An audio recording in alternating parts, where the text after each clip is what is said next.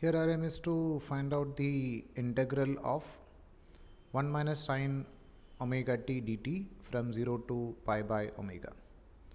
So we can write as x is equal to integration of 1 minus sine omega t dt, and the limit is changing from 0 to pi divided by omega. So we can write this as integration of 1 dt, which is nothing but t, minus the integration of sine omega t is nothing but minus cos omega t, or integration of sine theta is nothing but minus cos theta. So it is going to be minus cos. Instead of theta, we are just considering it as omega t. So we consider this term omega t as x. So whatever this is, omega t is like internal function. Whatever the function you consider that as internal function, we need to differentiate that function and divide over here. So differentiation of omega t is nothing but omega with respect to t. So we need to divide it by omega. This is the integration of 1 minus sine omega t dt.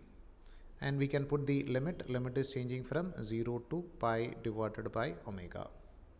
So we can write this as t minus this negative and negative, it becomes positive, and cos of omega t divided by omega, and the limit is changing from 0 to pi divided by omega.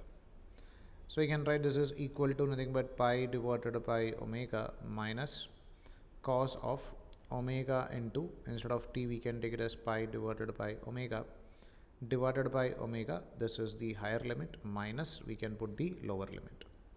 So instead of t we are going to put a 0 over here. So this 0 minus cos of omega into 0 divided by omega. Now you can substitute the values over here. So this is first term is pi divided by omega minus this omega and this omega get cancelled. So I'll get as nothing but cos pi. Cos pi over here is nothing but pi radians is nothing but 180 degree.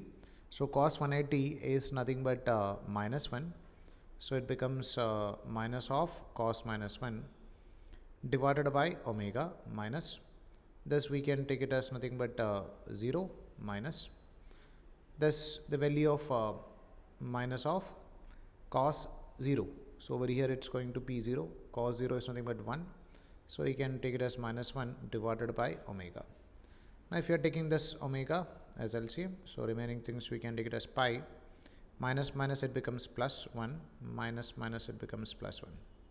So we'll get the final answer is equal to 2 plus pi divided by omega.